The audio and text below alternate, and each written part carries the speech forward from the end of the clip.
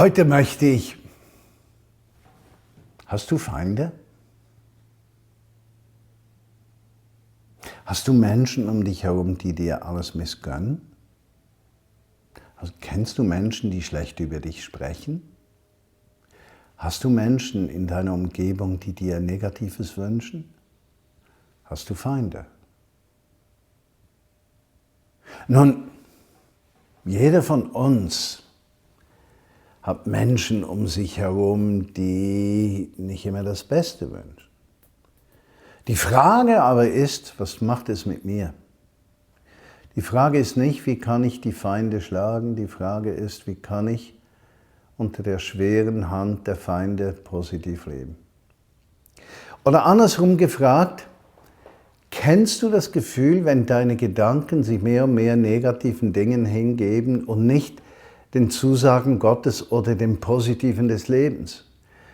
Weißt du, wie es ist, wenn du in der Nacht erwachst und du bist schweißgebadet und du drehst dich von einer Seite auf die andere, du empfindest es ganz heiß im Raum und du bist so in einer Rolle drin im Denken, halb Traum, halb Denken und kommst da nicht raus und am Morgen erwachst du und du bist schweißgebadet und total müde und erschöpft.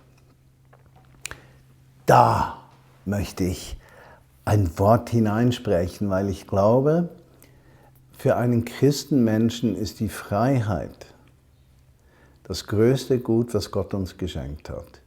Und zwar nicht nur die Freiheit der Entscheidung, sondern die Freiheit, Negativen so viel Einfluss zu geben in unserem Leben, wie wir das für gut halten.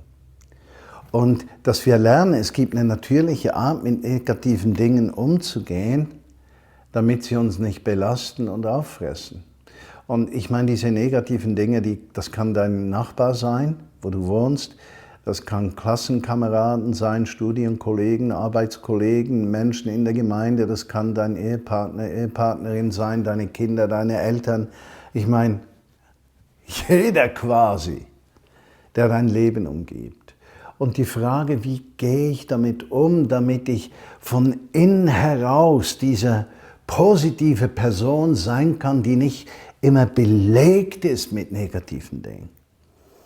Und es scheint mir, dass Jesus selbst in der Bergpredigt Dinge sagt, die uns zur Freiheit dienen.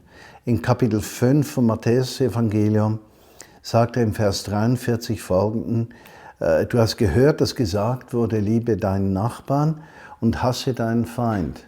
Ja. Aber ich sage dir, liebe deine Feinde und bete für die, die dich verfolgen, damit ihr Söhne eures Vaters im Himmel sein könnt. Damit ihr Söhne des Vaters im Himmel sein könnt. Versuch meinen Gedanken zu folgen. Du kannst ein Sohn oder eine Tochter des Vaters im Himmel sein, dann nämlich, wenn die negativen Einflüsse, die um dich herum sich auftun, keine Macht über dich haben. Und deine Sohnschaft, deine Kindschaft, deine Tochterschaft ist mit abhängig davon, wie du mit Feinden deines Lebens, das können Menschen sein, Systeme oder Dinge, wie du mit ihnen umgehst oder letztlich wie viel Raum du diesen Dingen gibst. Und wenn Jesus sagt, bete für die, die dich verfolgen, die Situation, die Systeme, die Menschen, die Ungerechtigkeit. Mit diesem Gebet nimmst du ihnen die Kraft, dein Leben zu bestimmen. Das ist Freiheit.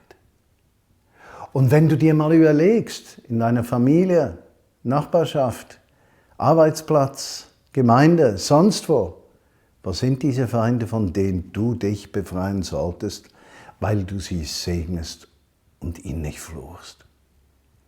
Dann wirst du zu neuer Freiheit aufbrechen. Ich wünsche dir ein tolles Wochenende und eine kraftvolle kommende Woche. Ja? Tschüss.